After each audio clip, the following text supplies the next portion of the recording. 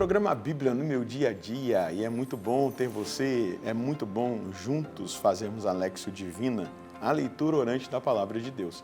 É um momento de escuta atenta daquilo que Deus quer falar, comunicar a cada um de nós. E é preciosa a voz de Deus que nos direciona, que nos alcança, que nos renova, que nos refaz, mas também que nos propõe um caminho lindo de conversão. O importante é o propósito. A gente precisa ter propósito, a escutar o que Deus diz, lutar para aplicar, pedindo a graça e o dom do Espírito Santo para isso. E, claro, não podemos ler a palavra de Deus como um livro qualquer. Nós precisamos pedir àquele que inspirou a Sagrada Escritura, o Espírito Santo, que ele nos conduza no nosso estudo bíblico. Vamos suplicá-lo? Em nome do Pai, do Filho e do Espírito Santo. Amém. Vinde, Espírito Santo, enchei os corações dos vossos fiéis e acendei neles o fogo do vosso amor. Enviai o vosso Espírito e tudo será criado e renovareis a face da terra. Oremos. Ó Deus que instruíste os corações dos vossos fiéis, com a luz do Espírito Santo, fazei que apreciemos retamente todas as coisas segundo o mesmo Espírito e gozemos sempre da sua consolação, por Cristo Senhor nosso. Amém. Quero convidar você a pegar sua Bíblia, o seu caderno, para a gente anotar o texto que nós iremos estudar hoje. Estamos estudando o primeiro livro de Samuel. Então, anota aí, 1 Samuel, capítulo 10, versículos de 9 a 16. 1 Samuel, capítulo 10, versículos de 9 a 16. Vamos juntos ler o texto e depois meditá-lo. Assim que voltou as costas para deixar Samuel, Deus transformou-lhe o coração e todos aqueles sinais que se verificaram naquele mesmo dia. Chegaram, pois, a Gabaa, e eis que um grupo de profetas veio ao encontro deles. O Espírito de Deus lhe sobreveio e ele começou a profetizar em meio ao grupo. Mas todos os que o conheciam antes, vendo-o profetizar em meio aos profetas, diziam uns aos outros: o que terá acontecido ao filho de Cis? Agora também Saul está entre os profetas?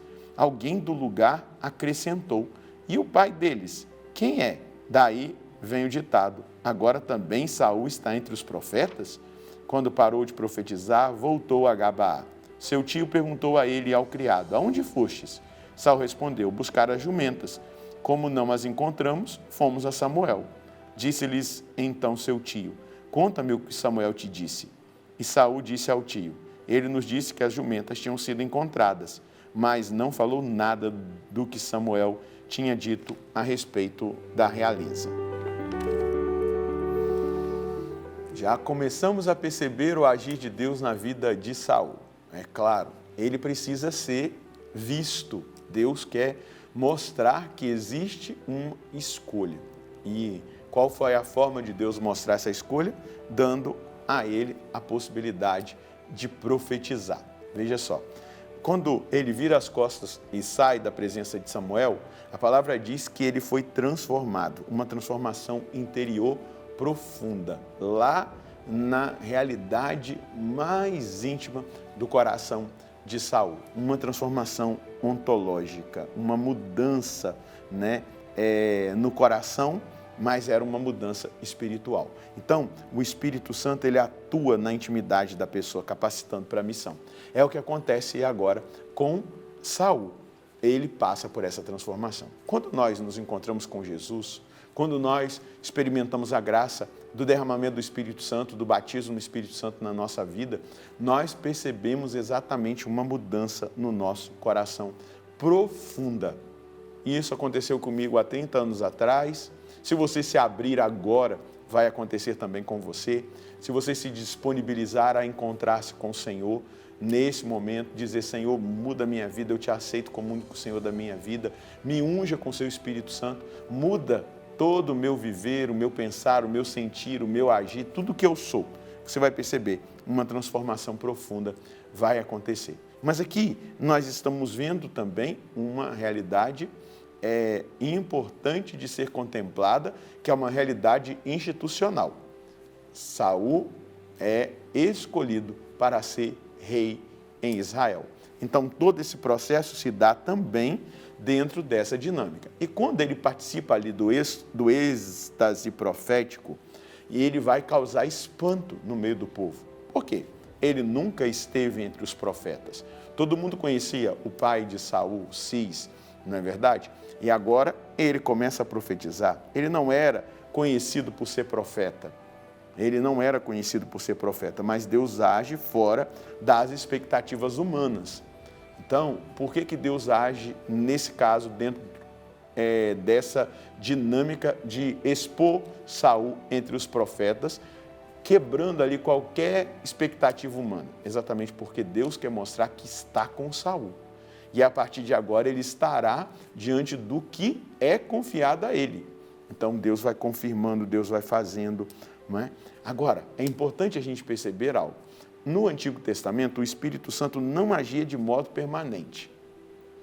Se nós nos lembrarmos do juiz chamado Sansão, vai dizer que ele não tinha percebido que o Espírito tinha deixado, que Deus tinha deixado ele.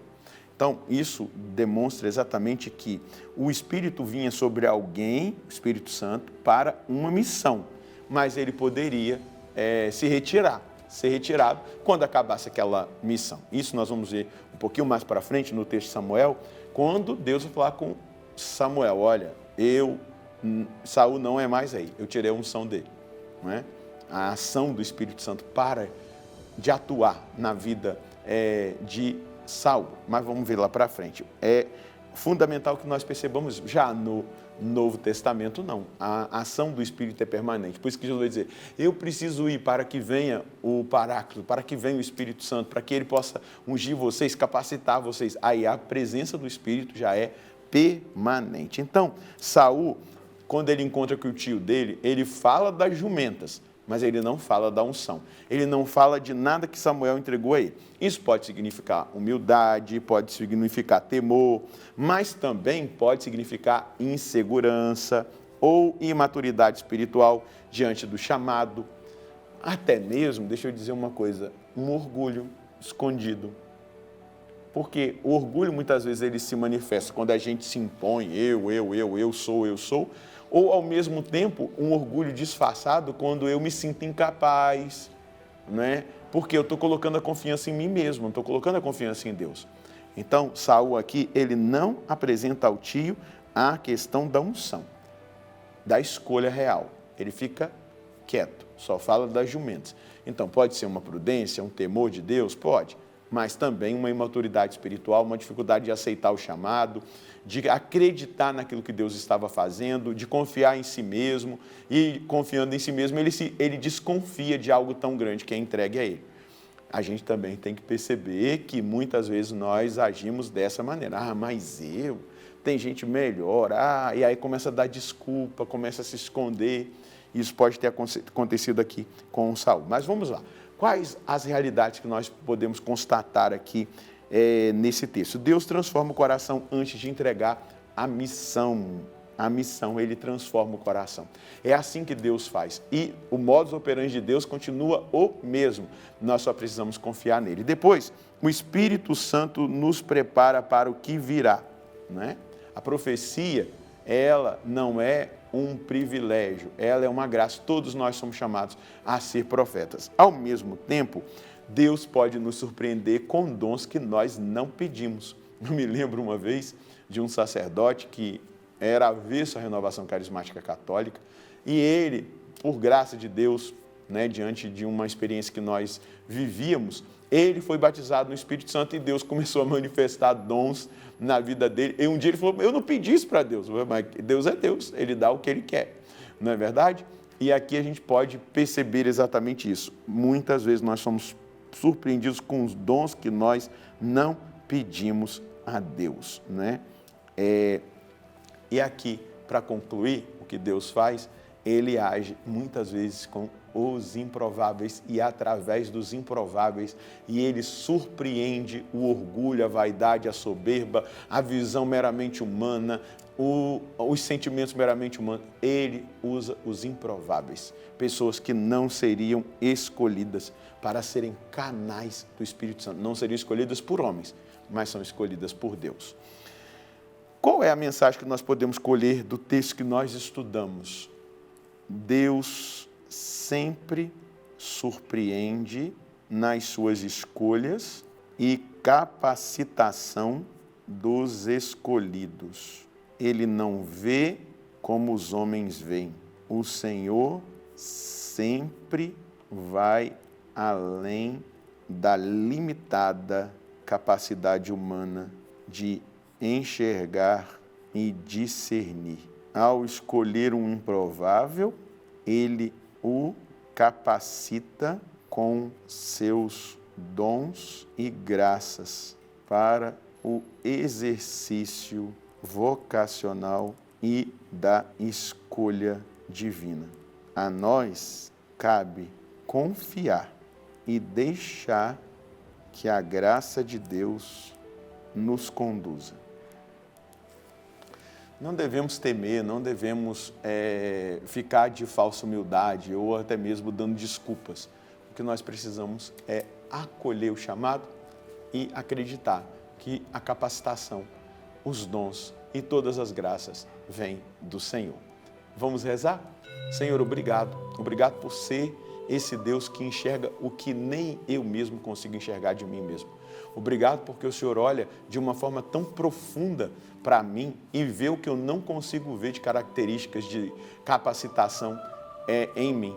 Eu te agradeço mesmo por hoje revelar isso diante dessa palavra e por provocar o meu coração a confiar ainda mais na capacitação, na unção, nos dons que o Senhor oferece, em tudo aquilo que o Senhor entrega àqueles que o Senhor chama e envia.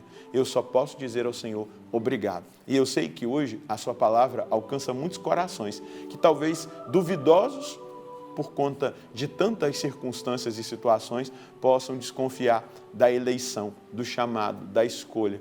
Mas hoje o Senhor diz, sou eu que escolho e sou eu quem capacito. Amém. É exatamente isso. Ter plena confiança na escolha de Deus e se Ele escolheu, Ele capacita aqueles que Ele escolheu para a obra que Ele mesmo está propondo e chamando. Que Deus possa abençoar você e a sua família. Nós nos encontraremos no próximo programa, se Deus quiser, no nome do Pai, do Filho e do Espírito Santo. Amém.